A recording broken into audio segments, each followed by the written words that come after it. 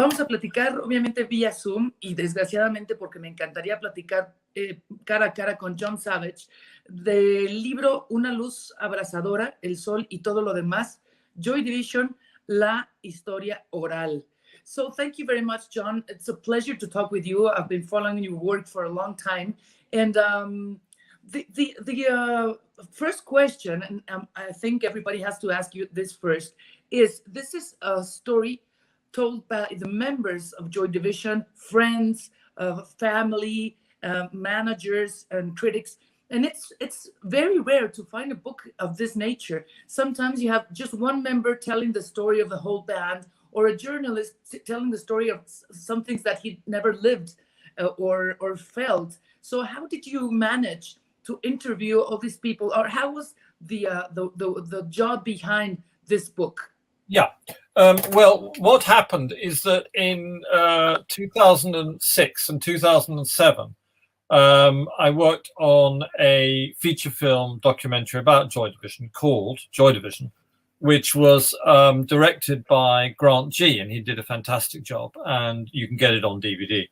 And I did, I'd say, 75% of the interviews, and I interviewed particularly the three surviving members of the band, Stephen, Bernard, and Peter Hook. And as you know, when you're making films or television documentaries, so I'm taking my specs off. It's annoying. As you know, when you're making films or documentaries, you actually only ever use in the finished film about 10% of what you actually of the interview that you record. So, and I've always wanted to do an oral history. When I was younger, one of my favorite books, which was published about 40 years ago, was a book called Edie, about Edie Sedgwick and the Warhol milieu. And it was written by Gene Stein. And I love that book. It's one of my favorite books. And I always wanted to do an oral history. And I wanted to do a book about Joy Division. But I didn't want to write too much myself about Joy Division because I'd already done that. And people tend to get overexcited, and I'm also disapproving of the kind of music writing that puts the writer or the journalist or whoever in the center of the story. Actually, people reading a Joy Division book are interested in Joy Division. They're not necessarily interested in me. And so it all came together. I realized I had all these interviews, got the permission from the rights holders, the film producers, did some more interviews, added some interviews I'd already done with the group. I interviewed them in 90, interviewed them in Wilson, and I'd done an interview with Rob Gretton. So I talked to them all before, but the bulk of the interviews were done in 2006, 2007. It's an amazing amount of work doing this and doing all the transcription and putting the order when it needs to. So congratulations, because it's really fascinating. They start talking about Manchester, and it seems to me very interesting to talk about the aridness of such place. And even Bernard Sumner says at the beginning that you're always looking for beauty when you come from an ugly place. So how was for these guys to live and grow up in Manchester? Because you tend to think that maybe New York inspires you, or London, or these beautiful big cities, but here there was the need to a call for beauty and creativity, right? Well, I should define this. Bernard and Peter Hook came from Salford. And if you come from no Manchester at all, there's an intense rivalry between Salford and Manchester. Salford's on the other side of the River Irwell, and they are twin cities. And Salford was always the poorer part of Manchester. Yeah, it's even worse. But I'd have to say that both Bernard and Peter Hook went to a grammar school. Yes. So they were educated. They weren't rock bottom. They actually started to raise themselves through education. And Ian Curtis and Stephen Morris came from Macclesfield, which is a small country, semi-country, semi-industrial town, known for its silk, in fact, about 20 miles outside Manchester. So they weren't totally from the inner city slums. But the thing is that in common with really the UK in 1976, this is why punk happened. It wasn't a reaction against progressive rock or whatever it is. It was a reaction against the fact there seemed to be nothing. Exactly. There was no pop culture. Everything was very arid, as you say. And so it just needed a spark, which was the Sex Pistols. And it's interesting that the Sex Pistols concert in Manchester, the first one, was the first time that actual fans, had ever promoted a Sex Pistols concert.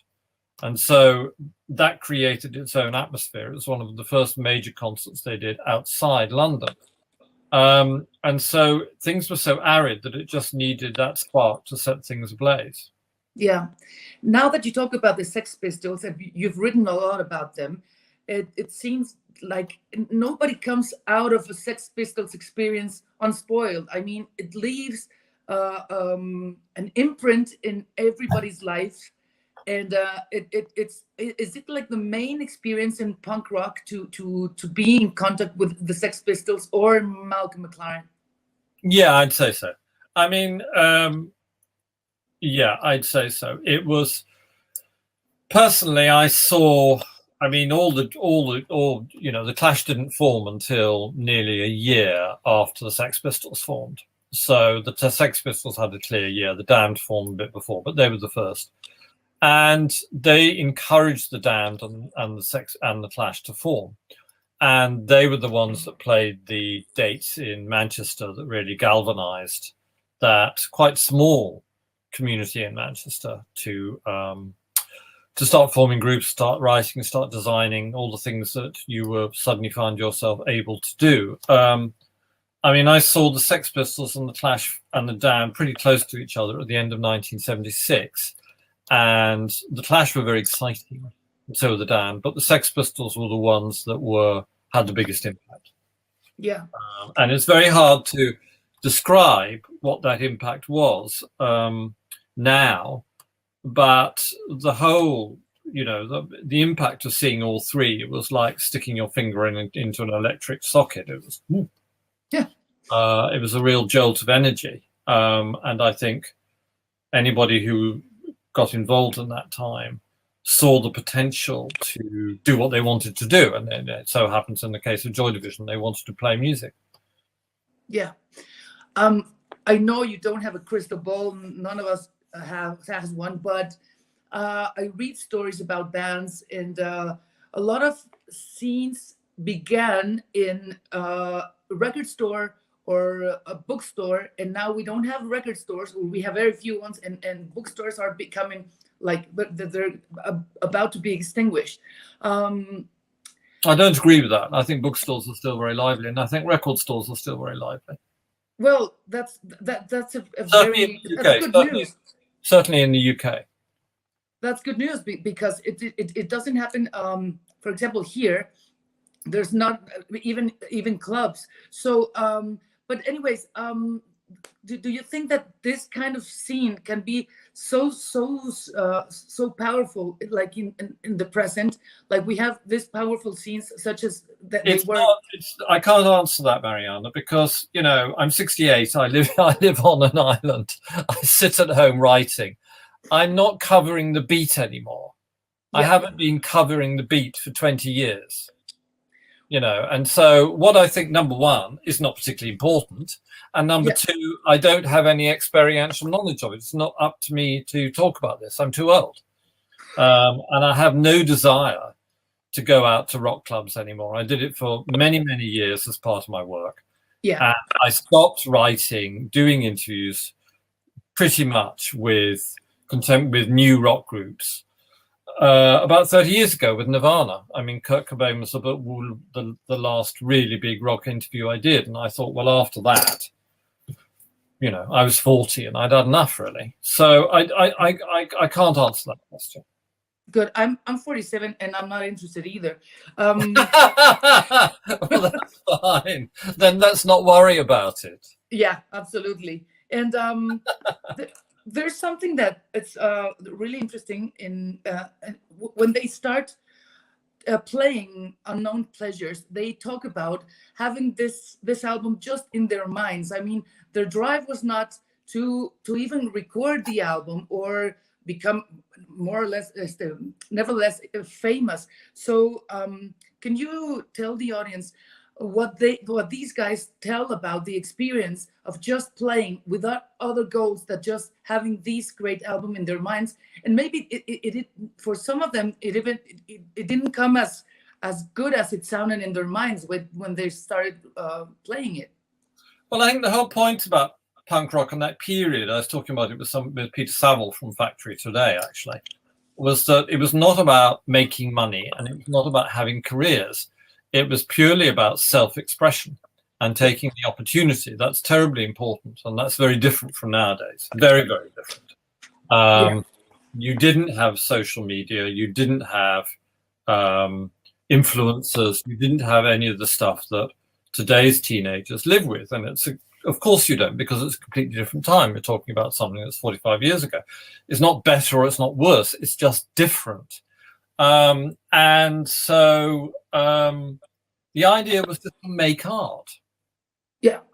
And yes, of course, what happened is that, and this was the extraordinary thing, they got involved with Martin Hannett, who was a kind of genius, and he made them into something else. I mean, I saw Joy Division play quite a lot, and live they were very raw and heavy. You can hear them now. There are plenty of live tapes and live releases on the records. You can hear how different they were. But Martin turned them into something else. And he made it psychedelic, and he made it haunted, and he made it industrial, and he made it a kind of psychic thing as opposed to the physical thing that they were live. So it was very different, yes. Let's talk about the girls, because there's like Deborah talks in this book about being at the beginning, like this muse or this trophy that the girls were an important life in this case Ian Curtis' life, and then girls, Deborah says it about herself, her experience, but they tend to become annoying in a band, and not just in Joy Division, but in every band. There's this figure of the girl becoming, first of all, the thing that attracts the most, and then when she gets in a way involved in a rock and roll band, she becomes annoying. What would you tell about the role of? Well, I mean, Manchester. You know, I'm a Londoner. When I went to live in Manchester in 1979, I thought I'd gone back 20 years in terms of sex and gender roles. You know, I mean, I'm gay, so I was, you know, I looked at the gay subculture at the time, and it was awful, because it seemed like, as I said, it was like going back 20 years, and attitudes not enlightened towards women and gay people. And what you just said about Factory and the women in Factory is a perfect example of that. And, you know, you're talking with people who were born in the 1950s. And you're talking, you know, about a city which in the late 70s was still not particularly sophisticated. You know, this is a time before really feminism is getting going, yeah, for sure. And you know, when I was in Manchester, that period, I went on a march which was pro-abortion, which was anti the restrictions about abortion. But in the music industry was still very sexist at that point, as it was in London, and it was everywhere. I mean, you look at the record covers from that period, and it's objectifying women. We used to have arguments on the newspaper where I worked, which is called Sounds. They would always print pictures of Debbie Harry with nothing on, and we just say, oh, for God's sake, stop it. You know, she's just really good. You don't need to do that. It's really tacky. Yeah. And so that was a topic I was very interested in. I took care in the book to include the voices of women, because it's a very important counterpoint, and sometimes critical counterpoint. You know, I'm very friendly with Leslie Gilbert, who was Rob Gretton's partner, and I helped Deborah Curtis get her book Touching from a Distance published. And I wrote the introduction to the book. So I think it's a very important story to be told. And the attitudes you're talking about are just a part of that sexist attitude at that point. And that's just the way it was. But I mean, you know, some people, you know, people like me, I didn't like it at all. It was very boring. But there you go. It still is at some point. I was with a musician for 10 years, and no women could enter we could not go on tour, or no pregnant women near a rock and roll band because it's not cool and stuff. And this happened like 10 years ago, so it still is in some places. And there's a special sensitivity. There's a point when I don't remember if it is Bernard or Peter Hook. I have it underlined somewhere here, that they say, men, we don't talk about this thing. We don't talk about emotions.